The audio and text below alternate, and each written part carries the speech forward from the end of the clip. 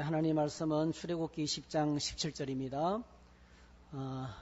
원래가 가기 전에 십계명 끝내야 될 것 같아서 출애굽기 10장 10절 오늘 보겠습니다. 지난주에 이어서 십계명 강의 계속합니다. 출애굽기 10장 17절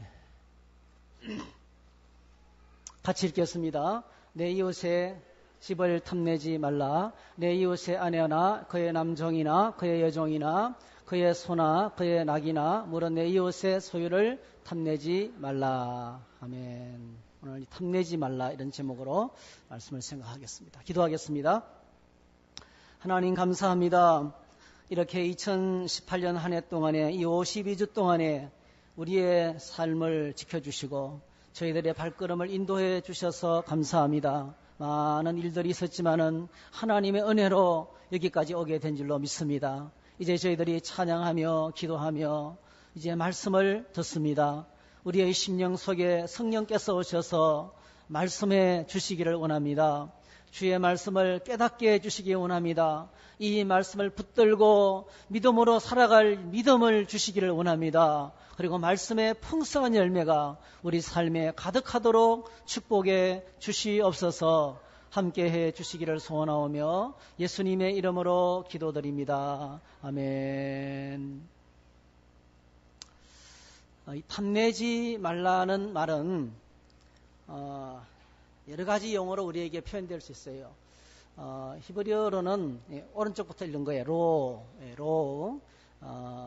로라는 것은 부정사입니다. 하지 말라는 이런 금지 명령이 바로 로입니다. 그리고 이제 타흐모드, 베이트, 레에카 이렇게 내 이웃의 집을 탐내지 말라. 저희들 한번 히브리어로 한번 읽어볼까요? 타흐마드,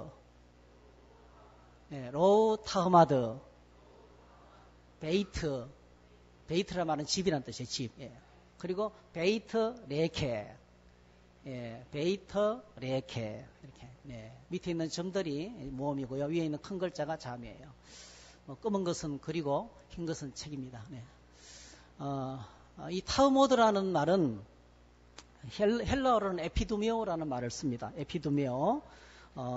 영어로는 카베트, 디자이어. 디자이어라는 말을 우리가 잘 쓰고 있잖아요. 세상적인 욕망이나 남의 소유에 대한 부당한 탐욕, 이게 사전적인 의미입니다.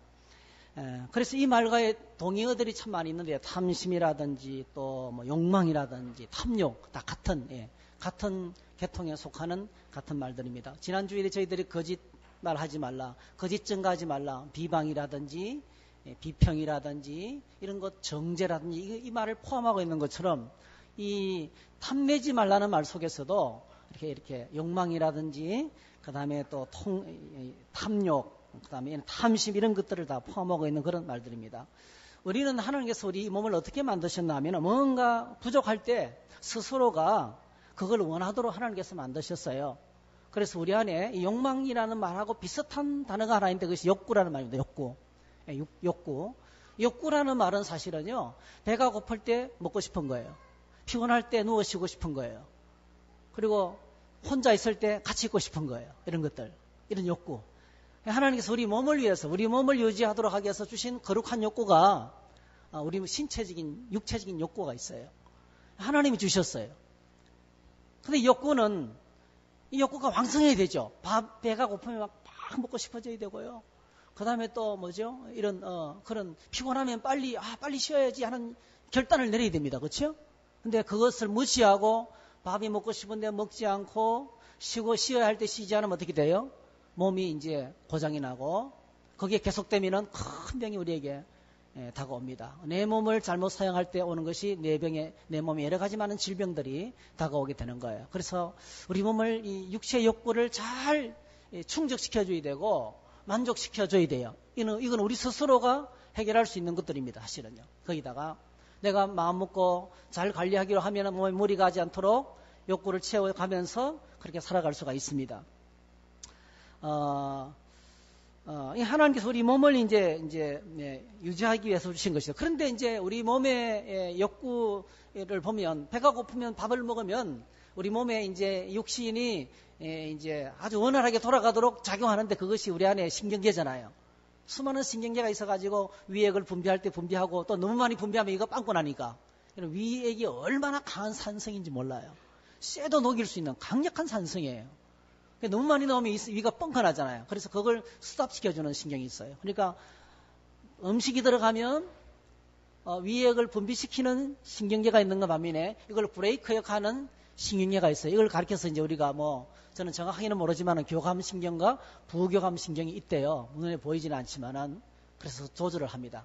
마찬가지로 육체적인 욕구는 조절 능력이 탁월해야 돼요. 이 조절 능력이 아웃되면 고장나면 그때부터 뭐가 생깁니까? 위병이 생기고 당뇨병이 생기고 각종 질병이 오는 거죠. 이제 아주 심각합니다. 그래서 건강한 육신은 먹을 때 먹고 입을 때 입고 잘 때 자고 일할 때 일하고 이렇게 육신의 몸을 아름답게 컨트롤하는 삶이 아름답습니다. 예. 그런데 이제 이게 통제가 잘 돼야 되는데 먹고 싶다고 계속 먹어버리고 누워 자고 싶다고 하루 종일 잠만 자고 일하기 싫다고 일을 하나도 안 하고 맨날 놀기만 하고 이런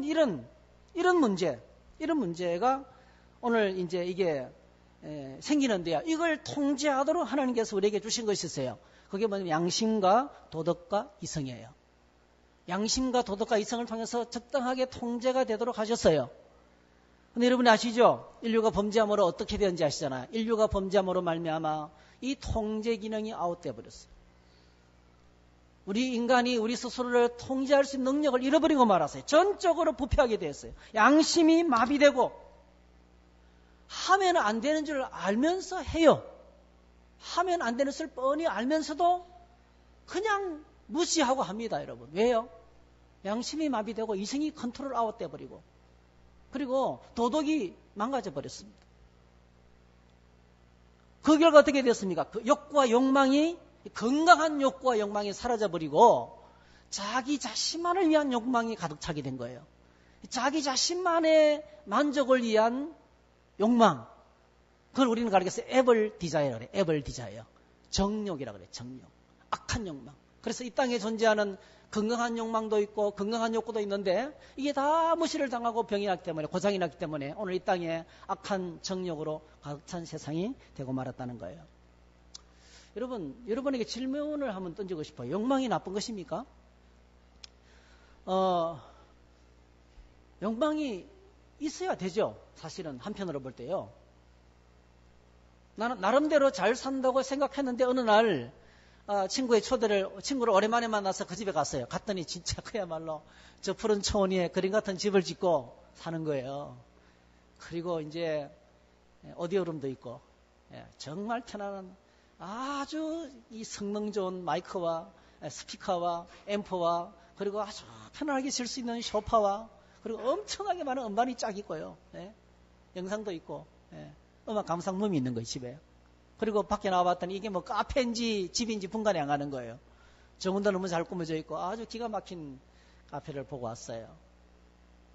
그리고 슬그머니 이제 마음속에 욕심이 생기는 거예요. 그래, 나도 열심히 해서 이런 집을 하나 지어버리라. 열심히 살아서 이런 집을 하나 지어버리라. 공부를 못하는 친구가 공부를 잘하는 친구를 만났어요. 보니까 아주 진짜 명석하고 똑똑하거든요. 그래서 어느 날 슬그머니 야 그래, 나도 한번 열심히 해서 이 친구처럼 똑똑한 사람이 한번 되어봐야지. 그 야망을 가지는, 그 마음을 가지는 것. 욕망이 나쁜 것이에요. 우리 안에 때때로 생기는 욕망이 우리를 살아있게 만들고 삶을 발전시키고 더 나은 삶을 살게 하고 참 유익하다고 생각하기 참 쉬워요. 근데 우리가 무엇을 전제로 잊어버리면 되지 않습니까?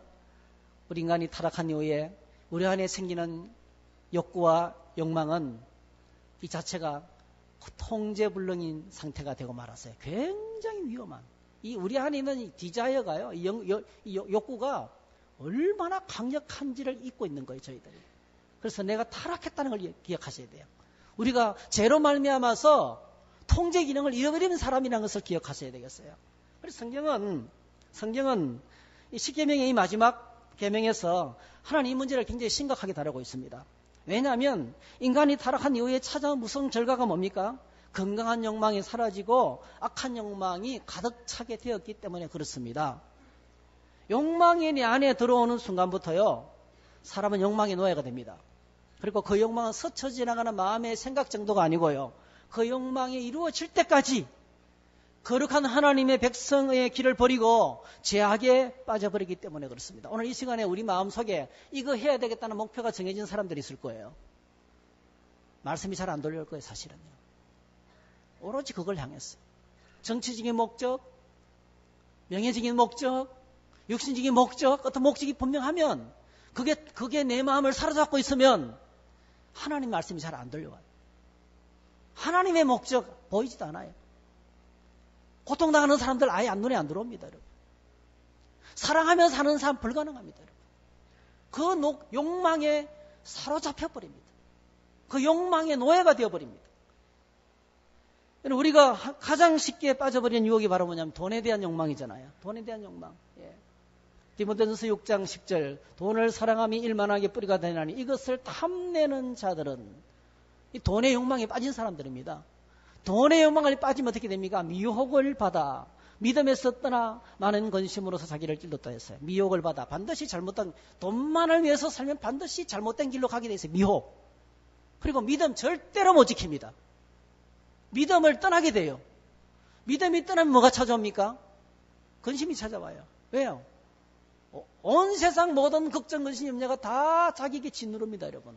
그리고 자기가 자기를 스스로 죽이는 거예요. 자멸하는 길입니다. 욕망이 이렇게 무섭습니다. 탐심이, 타락한 인간의 탐심이 이렇게 무섭습니다. 자기가 자기를 스스로 죽이는 거예요. 이것이 오늘 우리가 살아가는 현대의 모든 벌어지는 일들인 것입니다. 몇 가지 예를 여러분에게 좀 들려드리고 싶습니다. 여러분, 북쪽 이스라엘의 가장 악한 왕, 가장 악한 왕을 들라면 아합 왕일 거예요. 아합 왕. 나라를 완전히 쑥대밭으로 만들어 놨어요.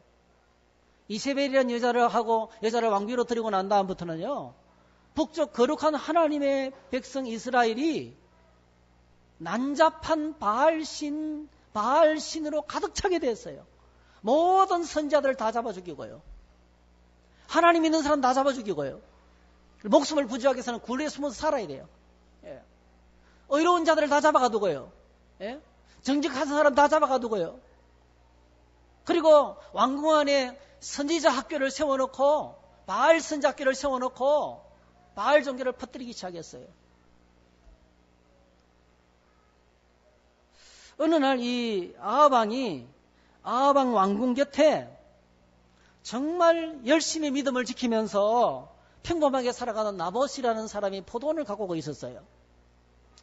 성실하게 포도원을 갖고 걸음을 주고 가지치기 하니까 얼마나 포도가 탐스럽게 열리는지, 이것을 아합 왕이 딱 보는 순간에 탐이 난 거예요.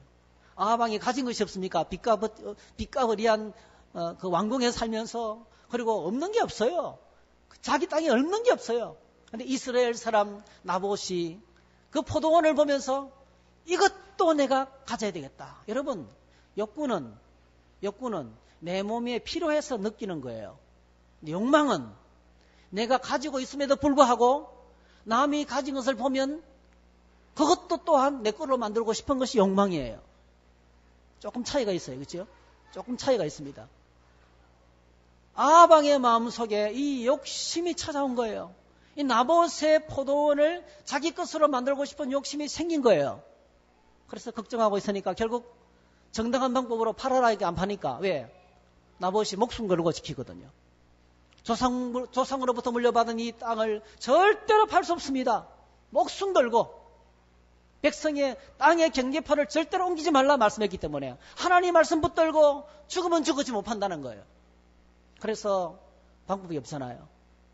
그래서 어떻게 합니까? 거짓 정인들을 세우고 인민재판을 하고 여론재판을 하는 거예요. 거짓 정인을 세워서 여론재판을 하고 공개 처형시키고, 그리고 뭐죠? 그 포도원을 자기 것으로 만들어버리고 말았습니다.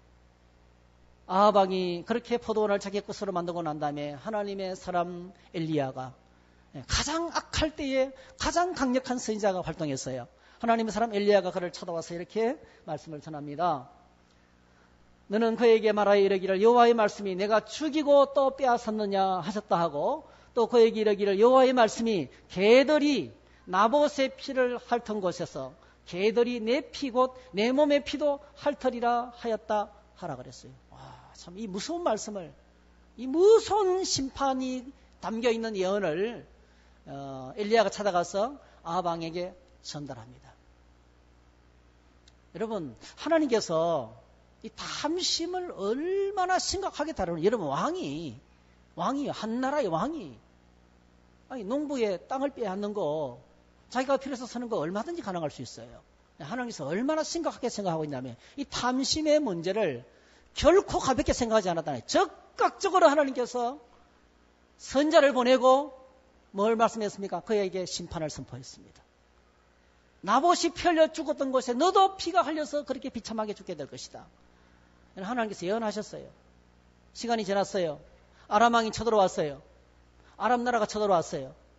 북쪽 이스라엘하고 남쪽 유다가 연합해가지고 남중에 여호사밧 왕하고 아합 왕이 연합해서 같이 전쟁을 치렀습니다. 이 머리가 아주 장깨를 잘 굴리는 아합 왕은 변장을 하고 평복으로 변장을 하고 여호사밧 왕만 왕복을 입고 전쟁에 나간 거예요. 그런데 어떤 일이 벌어진지 아세요? 이런 일이 벌어졌어요. 열왕기상 22장 34절 35절 한번 같이 읽겠습니다. 시작. 한 사람이 무심코 활을 당겨 이스라엘 왕의 갑옷 솔기를 마친지라 왕이 그 병거 오는 자에게 이르기를 내가 부상하였으니 내 손을 돌려 내가 전쟁터에서 나가게 하라 하였으나 이날에 전쟁이 맹렬하였으므로 왕이 병거 가운데 붙들려 서서 아람 사람을 막다가 저녁에 이르러 죽었는데 상처의 피가 흘러 병거 바닥에 보였더라 했어요. 그대로. 맹렬한 전장 가운데서 누군가 무심결에 활을 쏘았는데 자기는 변장하고 숨었지만은 하나님은 차단해서 무심코 쏜 화살을 이 갑옷 사이로 들어가서 거의 심장을 박았어요. 네. 그리고 뭐죠? 도망도 못 가고 너무나 맹렬한 전쟁이기 때문에 피할 길도 없이 전쟁하다 보니까 거기서 그 병거에서 피 흘려 죽은 거예요. 아합 왕이. 그리고 예후라는 사람을 일으켜서 아합 왕가를 멸절시키는데 사마리아에 있는 아합의 아들 70명을 예후가 죽입니다. 한꺼번에. 그리고 그 집안에 이세벨을 죽입니다. 그리고 난 다음에 뭐죠? 그들의 시체를 나봇의 포도밭에 던지면서 이 말씀하는 거예요. 그런데 이제 너희는 알라 곧 여호와께서 아합의 집에 대하여 하신 말씀은 하나도 땅에 떨어지지 아니하리라. 여호와께서 그의 종 엘리야를 통하여 하신 말씀이 이제 이루셨도다 하니라. 예후가 아합의 집에 속한 이스라엘에 남아있는 자를 다 죽이고 또 그의 귀족들과 신뢰받는 자들과 제사장들을 죽이되 그에게 속한 자는 하나도 생존자를 남기지 아니하였더라. 그렇게 했습니다. 여러분, 성경에서 이렇게 이 탐심의 문제를 가볍게 다루지 않습니다. 아주 심각하게 다루면서 말씀이 그대로 이루어지고 심판을 진행하는 것을 보게 되는 것입니다. 또 한 사람이 생각납니다. 여러분, 다윗은 하나님의 마음에 합한 사람이었어요. 다윗은 하나님의 마음에 합한 사람이었습니다. 오늘 저희들은 이 마지막 10계명은요, 행동이 아닙니다. 행위가 아니에요. 마음을 이야기하고 있어요. 마음속에 탐심을 품지 말라 했어요. 마음속에 먹는 생각을 지금 금하고 있는 거예요. 사도 바울이 율법에 대해서, 죄인에 대해서 깨닫지 못하다가 이 탐심에 딱 걸리는 거예요. 탐심을 생각하면서 이 탐심을 마음속의 결심과 작정을 죄로 정지하는 법은 세상에 아무도 없어요. 10계명밖에 없어요. 다윗은 여러분이 아시잖아요. 다윗은 하나님 마음에 합한 사람이었어요. 그는 성군이었습니다. 하나님이 가장 기뻐하는 사람이었어요. 그는 예배의 사람이었어요. 오죽했으면 성전을 다윗의 장막이라고 불렀겠어요. 하나님께서 다윗의 예배를 얼마나 기뻐했는지 몰라요. 그는 시간만 나면 하나님을 찬양하고 아침에도 찬양하고 저녁에도 찬양하고 밤에도 찬양하고 24시간 찬양대를 성전에 세웠어요. 24시간 기도를 드렸어요. 24시간 계속해서 제사장들이 순번을 정해가지고 하나님을 예배하도록 했던 사람이 다윗이었어요. 그는 정말 예배의 사람이었습니다. 그래서 하나님께서 다윗을 너무나 기뻐하셨어요. 오늘도 하나님은 예배의 사람을 기뻐하시는 줄 믿습니다. 하나님께 나와서 찬송하고 기도하고 예배하는 사람을 주님은 기뻐하십니다. 잊을 수 없는 하나님의 사람이었어요. 근데 그 다윗이 결정적인 죄를 짓습니다. 암몬과의 전쟁이 벌어졌는데, 예. 암몬과의 치열한 전쟁이 벌어졌는데 왕이 전쟁터에 나가지 않습니다. 전쟁터에 나가지 않고 혼자 왕궁리를 거느는 거예요. 너무 중요한 전쟁이에요, 사실은요. 출전해서 했어요. 굉장히 큰 전쟁입니다, 여러분. 근데 전쟁터에 신하들을 보내고 혼자서 왕궁에 거닐다가 무료하니까 저녁 때가 됐어요. 왕궁 높은 곳에 올라가서 보다가 곳에서 그냥 뭐 즐길 게 없나 하고 살폈겠죠. 그러니까 드디어 한 여인이 목욕하는 것을 목격했어요. 데려오라 했어요. 알아보니까 누구였습니까? 충성스러운 신하였던 우리아의 아내였습니다. 우리아의 아내였습니다. 동침했습니다. 아기가 태어날 것 같으니까 이 죄를 숨겨야 되잖아요. 우리아를 불러들여서 아무리 타일러도 자기 집에 안 들어가는 거예요. 그래서 결국 우리아를 제거합니다. 아주 비열한 방법으로 전쟁돼서 자연스럽게 죽는 것처럼 아무도 모르게 지도 새도 없이 그를 제거합니다. 그리고 바세바를 자기의 부인으로 맞아들였던 거예요. 누가 찾아왔습니까? 하나님께서 선지자 나단을 보냈습니다. 이야기 보따리를 털어놨습니다. 임금님, 말이지요. 이런 두 사람을 만났는데 어떻게 했으면 좋겠습니까? 부자인데, 양도 소도 염소도 많이 있는 부자인데, 그리고 부자가 있었고 그 옆에는 정말 가난하게 양 한 마리만 붙들고 살아가는 정말 입에 풀칠하는 가난한 사람이 있었는데, 이 부잣집에 어느 날 손님이 찾아왔어요. 그런데 이 부자가 가난한 집의 양을 한 마리밖에 없는 그 양을 뺏어다가 손님을 대접했습니다. 어떻게 했으면 좋겠습니까? 이렇게 이야기 보따리를 풀어놨습니다. 의로운 다윗 왕이 이 말을 듣자마자 당장 때려 죽일 놈이다. 예. 그때 나단 선지자가 다윗을 향해서 주시는 책망이 바로 이거예요. 바로 이거예요. 예. 바로 당신이 바로 그 사람입니다. 예. 당신이 바로 그 사람입니다. 하나님께서 외로운 들판에서 양이나 지키던 목자, 아무도 알아주지 않던 집안에서도 천대받던 당신에게 기름을 부어서 통일 이스라엘 나라의 왕으로 삼아주시고, 그리고 지금까지 하나님께서 당신에게 안 해준 것이 무엇입니까?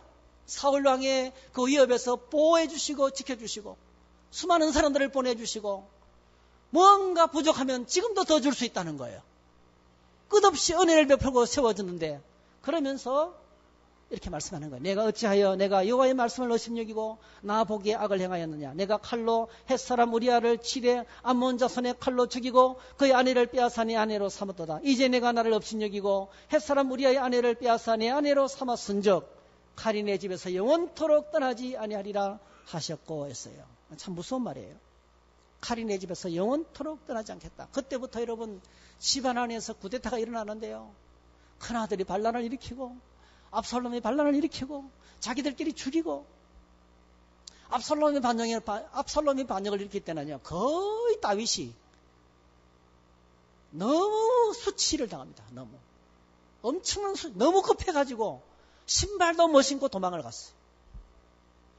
그 엄청난 위기를 만나게 됩니다. 여러분, 이웃의 아내를 탐내지 말라 그랬는데 탐심이 이렇게 무섭습니다. 성경에서 우리에게 경고하고 있는 거예요. 탐심은 결코 가벼운 것이 아니라는 거예요. 10계명의 마지막의 계명을 지키면서 가벼운 것이 아니다라고 소개하고 있습니다. 또 한 가지를 여러분에게 소개해드리고 싶어요. 여러분, 성경에 등장하는 여러 가지 이방신의 이름들이 나오죠. 제일 대표적인 이름이 뭐예요? 성경에 나오는 이방신의 제일 대표적인 이름, 바알이죠. 바알과 아세라. 또 있습니다. 몰렉. 그 다음에 또 다곤신, 밀곰신, 이런 것들. 이런 바알과 아세라신, 몰렉과 다곤, 밀곰, 이 신들은 전부 다 100% 번영의 신입니다. 번영의 신. 여러분, 세상에서 시대를 불문하고 계속 최고 인기 있는 신은요, 여전히 번영의 욕망입니다. 번영의 욕망. 오늘 사람들이 돈을 좋아하잖아요. 돈을 신으로 만들어버렸어요. 만몬. 돈을 신으로. 그 욕망이 우리 안에 자리 들어오면 그 욕망이 신이 되어버립니다. 그래서 탐심은 왜 우상숭배라고 했냐면요, 욕망 자체가 신이 되어버려요. 하나님께로 나가는 길을 꽉 막아버리고 그 욕망 자체가 하나님의 자리에 앉아 있는 거예요. 욕망에 사로잡힌 자는 하나님을 섬기는 것이 불가능합니다. 욕망에 놓이게 되는 사람은 하나님 섬기는 것이 불가능해요. 우상숭배에 바로 들어갑니다. 세상에서 가장 강력한 우상숭배, 이 번영의 신들이었습니다. 번영의 신들. 그래서 이런 바알의 머리는요, 다산과 정력을 상징하는 황소입니다. 황소. 이방신을 섬길 때 대표적인 두 가지 행위가 있는데 그게 바로 뭐냐면 자녀를 불로 태워서 제물로 바치는 거예요. 자녀를 불로 태워서 제물로 바치는 행위를 드립니다. 그 다음에 두 번째로는 그 신전에 올라가서 신전의 신의 딸들과 음란하게 성관계를 가지는 거예요. 이 두 가지를 항상 합니다. 그래서 바알 신을 기쁘게 하는 거죠.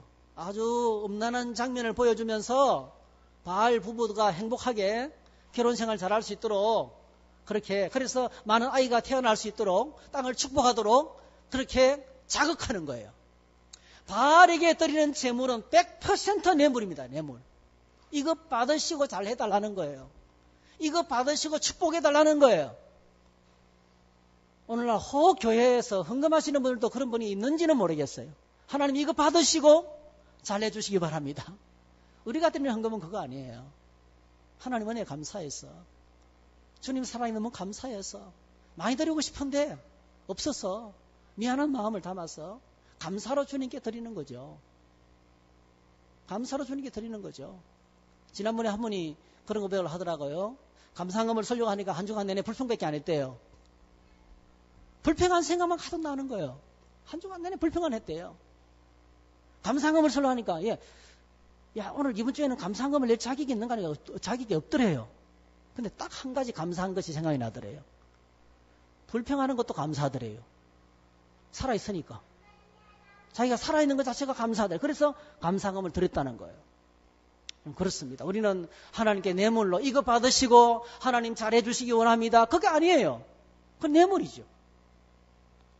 하나님 은혜에 감사해서, 하나님 은혜에 감사해서 그렇게 뇌물로 드린 거는요, 자기 애가 됩니다. 내가 얼마나 그동안에 헌금을 많이 하고 얼마나 많이 희생을 했는데 하나님 이렇게 나에게 어려운 일을 줄 수 있습니까? 그렇게 나오는 거예요.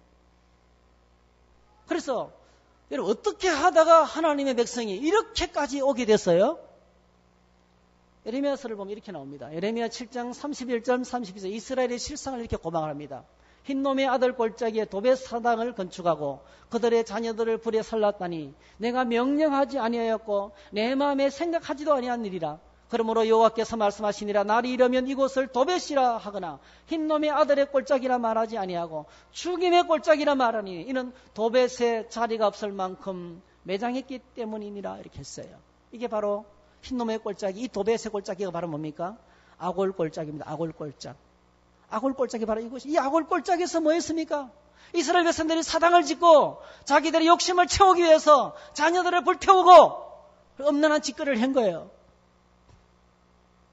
하나님이 이것을 묵상하면서 뭐라고 말씀하시냐면은 이거는 내가 명령하지도 아니했고 내 마음에 생각도 하지 않나니라는 거죠.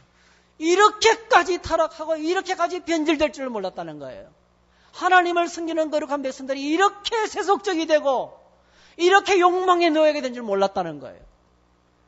나도 감히 생상도 못한 일을 이스라엘 백성이 했다는 거예요. 어쩌다가 이렇게 되었습니까, 여러분? 간단해요, 원리는. 간단합니다. 번영을 바라고 몰래기게 제물을 드리고 바알에게 제물을 드리는데요. 사인이 없는 거예요. 아이고, 뭔가 바알님께서 뭔가 이 제물이 마음에 안 드시는가 보네. 처음에는 동물을 드렸어요, 동물을. 한 마리를 드렸어요. 그러다 안 되니까 2마리를 드렸어요. 그러다 안 되니까 3마리를 드렸어요. 그러다가 소를 드렸어요. 더 큰 걸 드렸어요. 그래도 안 되니까 뭐예요? 점점 신을 만족시키기 위해서 제물의 굽수를 높이다가 어디까지 갔어요? 자기 자식까지 불태워드리는 거예요. 그리고 신전에 올라가서 신의 딸들과 음란하게 행위를 하는 거예요. 여러분,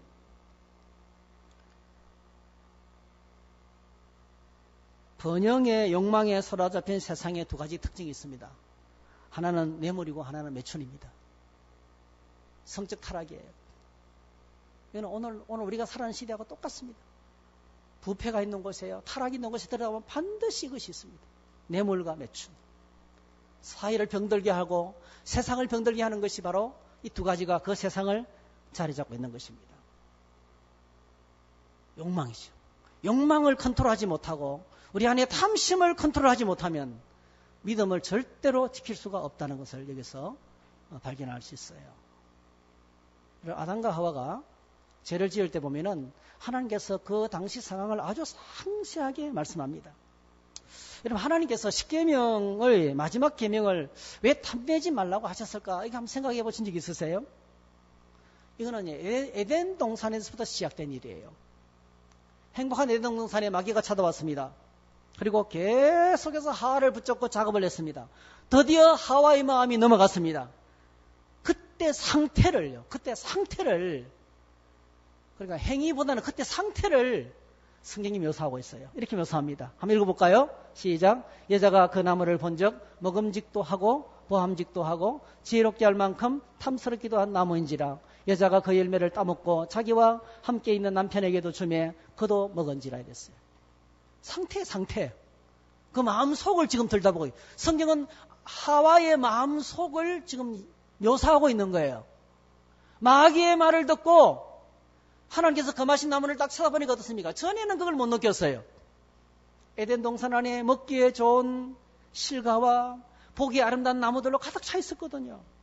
하나님이 주신 것으로 말미암아 행복했습니다. 하나님이 바람이 서늘하게 부는 시간에 하나님이 찾아오시면 기뻤어요. 하나님을 기쁨으로 맞이했습니다, 여러분. 그런데 여러분, 어느 날 마귀가 와서 속삭이기 시작하니까 아무런 느낌이 없었던 그 나무에 대해서 갑자기 어떤 생각이 들었습니까? 먹음직도 하고 보암직도 하고 지혜롭게 할 만큼 탐스럽게 보이기 시작했습니다. 어느 날 갑자기 회사에 있는 여자 종업원이 여자로 보기 시작한 거예요. 그전에는 아무 일도 없었어요. 근데 갑자기 내 마음을 덮치는 거예요. 어느 날 갑자기 백화점 쇼윈도에 있는 그 엄청난 명품이 내 마음을 사로잡아 버리는 거예요. 그전에는 그냥 아유 저는 나와 상관없어. 얼마든지 많이 지나다녔어요. 어느 날 갑자기 마귀가 속삭이고 난 다음부터는 그게 내 마음에 꽂히기 시작하는 거예요. 내가 그게 붙잡히기 시작하는 거예요. 에덴 동산에서 벌어진 사건이 바로 뭡니까? 그 마음에 탐심을 마귀가 자극했습니다. 그 결과 하나님을 불신하고 교만하여 불순종함으로 인류는 불행에 떨어지게 되었습니다. 그래서 이 탐심은, 욕망은 그냥 단순한 죄가 아니에요. 뭐와 관계됐습니까? 원죄와 깊이 연결되어 있는, 십계명 전체와 깊이 연결되어 있는 그런 계명이라는 거예요. 중요하게 생각하셔야 됩니다. 내 마음이 넘어가면 끝나는 거예요. 내 마음에 탐심에 붙잡히면 끝나는 거죠. 여러분, 십계명은 꼭 기억하셔야 됩니다. 십계명은 하나님이 신현, 하나님이 직접 나타나셔서 엄청난 영광 가운데 직접 전달했어요. 직접 말씀하신 것이 십계명인 거예요. 두 번째로는요, 그걸 뭐죠? 하나님이 하나님의 손가락으로 돌판에다가 직접 새겼어요. 하나님이 직접 기록하신 거예요. 모세야 받아 적으라가 아니었어요. 하나님이 엄청난 영광 가운데 임재하셔가지고 그 천둥과 번개와 흑암 가운데서 하나님이 직접 목소리를 발하시면서 말씀하신 것이고요. 두 번째로는 하나님이 하나님의 손가락으로 돌판에 새겨서 주신 거예요. 이 돌판에 새겼다는 것은요, 영원성을 이야기합니다. 오고 오는 세대에 누구도 바꿀 수 없는, 누구도 우리 가슴 속에 잊어서는 안 되는 마음판에 새겨야 될 말씀이에요. 그리고 십계명의 말씀은요, 성소를 지었을 때, 여러분, 성소를 지었을 때 지성소, 지성소 한가운데 법궤가 있어요. 그 법궤 속에 집어넣었어요. 법궤 속에 집어넣어서 보관했는데 놀랍게도요, 이 하나님의 말씀이 법궤에 들어가는 순간에 하나님이 그곳에 임했습니다, 여러분. 하나님의 말씀이 법궤 속에 들어가는 순간에 하나님이 그곳에 임재하신 거예요. 할렐루야. 그래서 이런 소원이 생겼어요. 여러분, 오늘 저와 여러분의 집안에 한가운데 제일 중심부에 십계명을 좀 걸어놔야 되겠다는 생각이 들어요. 이건 잊지 말아야 될 말씀인 거예요. 그 십계명이 맨 마지막에, 그러니까 우리가 정말 중요하게 생각하면서 하나님의 거룩한 백성이 거룩하게 살기 위해서 절대로 놓치지 말아야 될 계명, 그 맨 마지막에 하나님께서 탐내지 말라고 말씀하신 것입니다. 그럼 오늘 본문을 다시 한번 보시기 바랍니다. 한번 같이 읽어볼까요? 시작. 내 이웃의 집을 탐내지 말라. 내 이웃의 아내나 그의 남종이나 그의 여종이나 그의 소나 그의 낙이나 물론 내 이웃의 소유를 탐내지 말라. 이렇게 말씀했습니다. 그래서 탐내지 말라는 이 말씀은 이 10번째 계명은 행위가 아니고 마음속에 일어나는 일을 금하는 계명인데요. 어떻게 이 거룩한 계명을, 마음속에 일어나는 계명을, 이 계명을 어떻게 순종하며 살아갈 수 있을까요? 오늘 저와 여러분들이 꼭 기억해야 될 것이 있어요. 첫 번째로 뭘 기억해야 되냐면은 탐심은, 내 마음에 탐심이 발생하면 탐심은 내 안에 있는 감사를 빼앗아갑니다. 꼭 기억하셔야 돼요. 그래서 경계해야 되는 거예요. 내가 이미 갖고 있는 것을 잊어버립니다, 여러분. 내가 아하방이 많이 갖고 있었어요. 다윗이 없어서 뺏은 게 아니에요. 수많은 여인들이 있었어요. 그거 갖기로 마음만 먹으면 얼마든지 많은 여인을 가질 수가 있었어요. 하나님이 허락하셨어요, 사실은요. 용납해 주셨어요.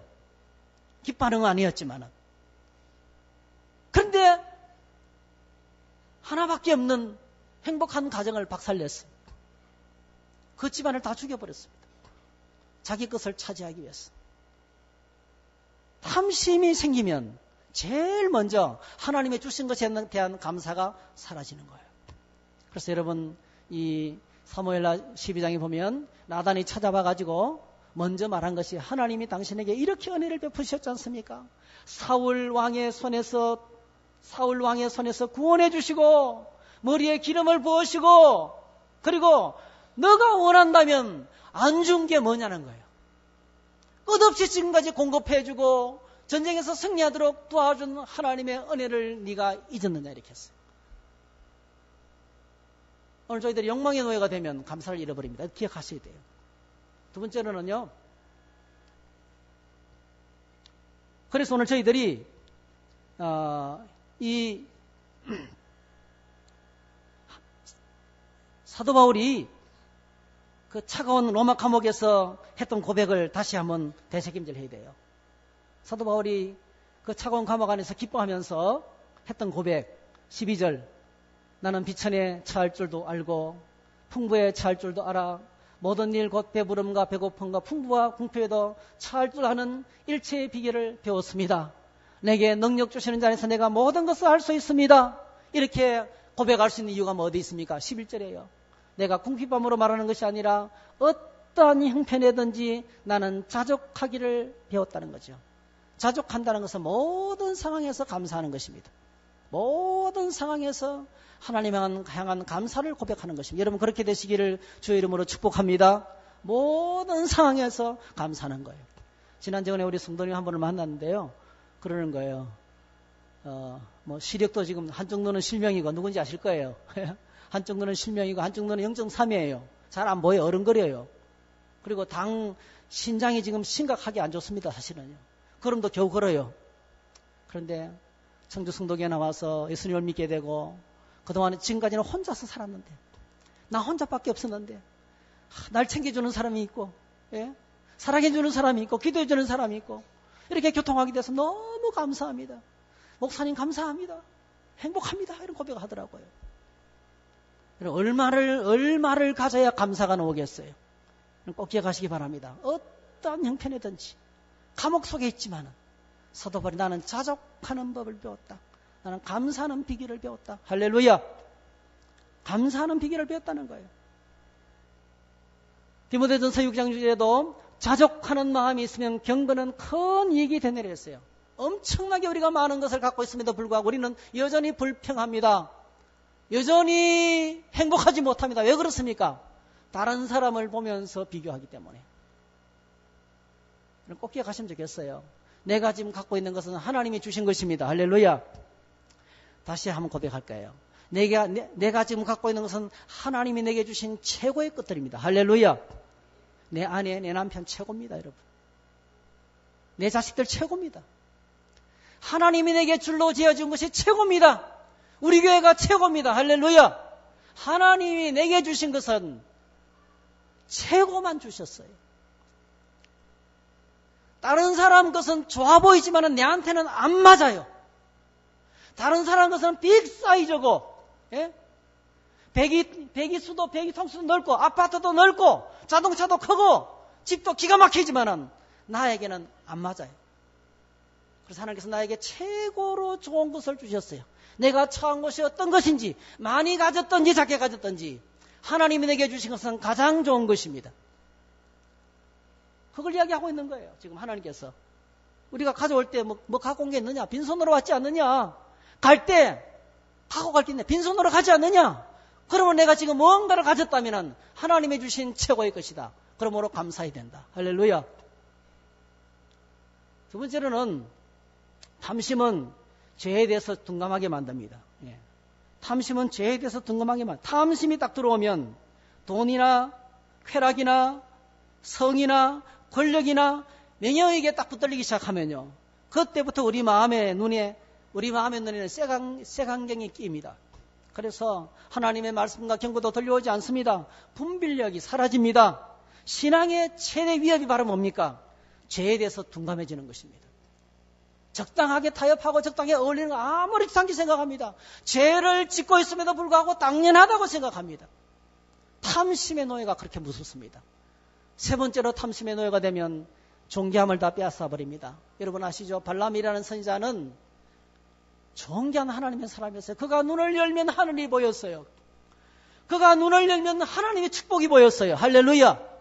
그가 눈을 열면 온 우주 만물 가운데 창조하신 하나님의 축복받은 백성들이 보였어요. 여러분이 그렇게 되시기를 축복합니다. 눈을 들면 하나님의 세계가 보이는 거예요. 하나님의 아름다움이 보이는 존귀한 선자였습니다. 그런데 그가 발락 왕이 제안하는 돈의 제의를 받고 난 다음부터 네가 이스라엘을 저주하면 내가 내 나라의 전부를 주겠다. 그 돈의 제의를 받고 난 다음부터 어떻게 했습니까, 여러분? 나귀한테 욕먹는 존재가 되고 말았습니다. 타고 가던 나귀한테 욕먹는 존재가 되고 말았습니다. 그 존귀함을 잃어버리고 말았습니다. 오늘 저와 여러분들이 탐심의 노예가 되어버리면 사사 삼손이 눈알 빠진 사사가 되는 것처럼 두 눈이 뽑힌 채 비참하게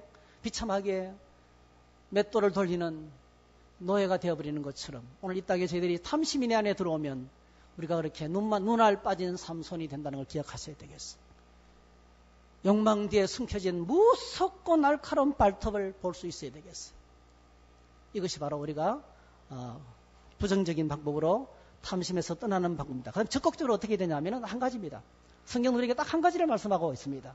자, 16절만 읽으십시다. 시작. 내가 이르노니 너희는 성령을 따라 행하라. 그리하면 육체의 욕심을 이루지 아니하리라. 따라합시다. 너희는 성령을 따라 행하라.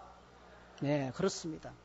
육체의 욕심, 육신의 무서운 욕망을 통제할 수 있도록 하나님께서 우리에게 성령을 보내주셨습니다. 할렐루야. 육신의 욕망을 통제할 수 있는 것은 성령밖에 없습니다. 양심은 이미 화인 맞았습니다. 우리의 의지도 이미 바닥났습니다. 네.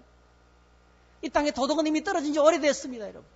이 땅의 질서는 그냥 카오스와 같아요, 여러분.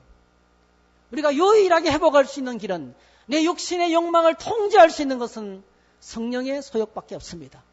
참 놀라운 일이 여러분, 오늘 저와 여러분들이 육신의 욕심을 조금만 죽이고 성경을 펼치고 기도의 보좌로 나가면 하나님의 능력이 우리에게 부어집니다. 할렐루야. 하나님의 능력이 부어지는 거예요. 하나님의 사랑이 부어지는 거예요. 세상의 그 순간적으로 지나가는 짜릿한 찰나적인 기쁨, 그 한순간의 기쁨 때문에 욕망의 노예가 되는데요. 무릎 꿇고 기도하며 하나님 보좌 앞에 나가면은 세상에 줄 수 없는 엄청난 기쁨이 몰려오기 시작하는 거예요. 오늘 엄청나게 많은 분들이 이런저런 핑계로 기도의 자리를 이것 때문에 안 된다, 저것 때문에 안 된다, 다 핑계입니다, 여러분. 핑계입니다.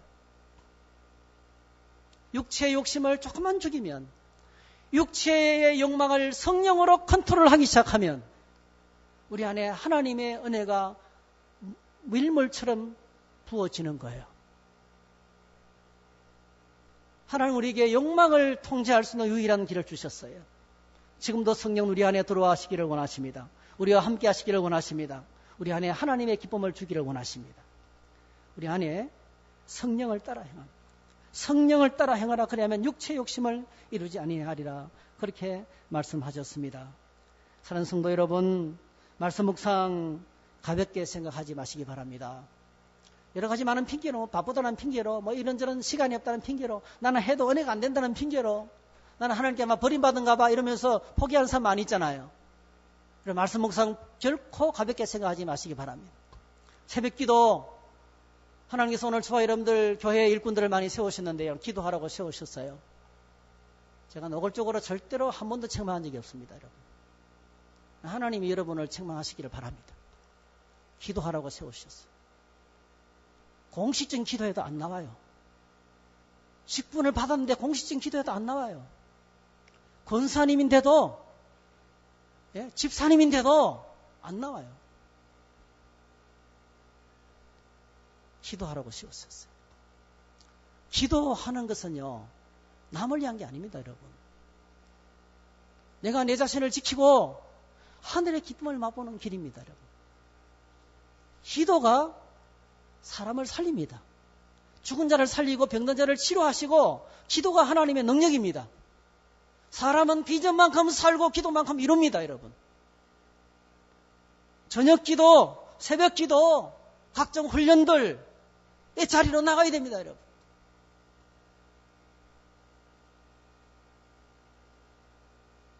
말씀을 섬기는 목자 여러분들, 어떻게 기도하지 않고 그 역할을 감당할 수가 있습니까? 말씀을 섬기는, 말씀을 가지고 아이들을 가르치는 교사 여러분들, 어떻게 기도하지 않고 아이들에게 하나님의 사역을 감당할 수가 있습니까? 쇼는 할 수 있어요. 밤늦게까지 텔레비전을 보고 내 육신적인 욕구를 위해서는 얼마든지 시간을 들여요. 내 인생의 쾌락을 위해서는 엄청난 것을 쏟아붓습니다, 여러분. 그런데 기도하지 않아요. 하나님 일하시지 않습니다. 내가 피곤할 뿐이지. 기도를 회복하셔야 돼요. 여러분, 누구 때문에 기도하지 못한다? 아니에요, 여러분. 어떤 이유도 하나님 앞에 내놓을 이유가 없습니다, 여러분. 변명일 뿐입니다. 우리가 기도의 보좌로 나가면 성령께서 내게 오십니다. 나를 받아주십니다. 아무리 지금까지 어떻게 살았던지는 상관하지 않습니다. 하나님 나를 받아주시는 거예요.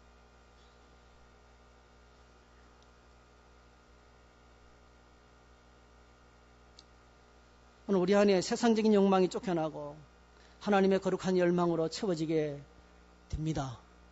성령의 열매가 맺히기 시작합니다. 거룩하신 예수님을 닮아갑니다. 그리고 하나님 나라 영원히 빛나는 정말 거룩한 주의 백성으로 세워지게 될 줄로 믿습니다.